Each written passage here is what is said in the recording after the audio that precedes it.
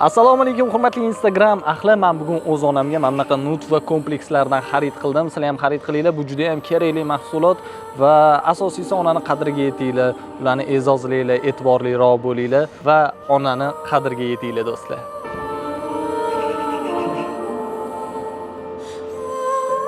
Hozir bo'lolmay chiqolmay uydan.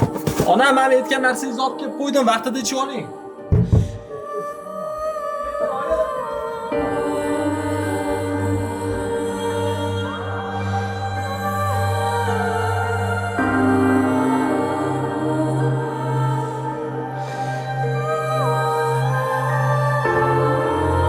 Nutva kompleksi onamga men ham olib berdim. Mana aytishyapti, juda zo'r narsa ekan, ha? Ko'ks artrozga, gonartrozga, artritga, poliartritga, ayniqsa grijaga shifo topishga juda yaxshi yordam beryapti.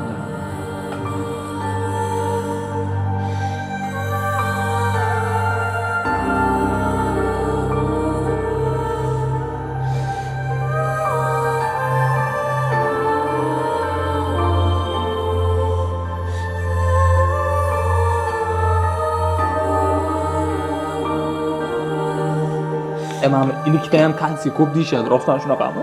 Shunaqa. Bilasizlarmi? Farzand ona qornidayoq o'sha suyaklari rivojlanayotganda kalsiylarni qayerdan oladi? Onaga kerakli bo'lgan kalsiylarni, minerallarni bola suyagi rivojlanayotganda onasidan bir tomchi qolguncha so'rib olar ekanda. Shuni hisobiga onalarimizda tish to'kilishi, bo'g'im og'riqlari, bo'g'imlar qaqshash kabi kasalliklar tez kuzatib turar ekan. Bu narsani men o'zimga qarz deb bilaman-da. Har bir farzand vaqti kelib o'z onasiga qarzini qaytarish kerak. Olinglar, olib o'tiringlar.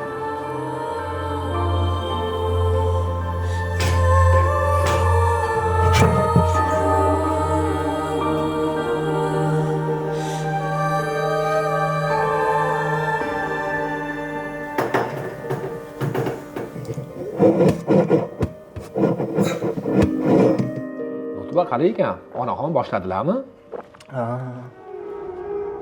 Hozir bo'lolmay chiqolmay uydan. Ona, men aytgan narsangizni olib kelib qo'ydim, vaqtida ichib oling. Qayerga?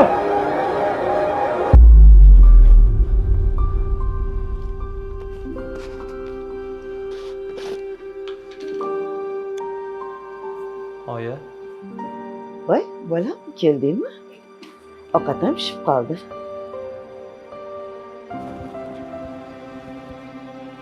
Nimaga? Meni kechiring. Nima bo'ldi? Nimaga?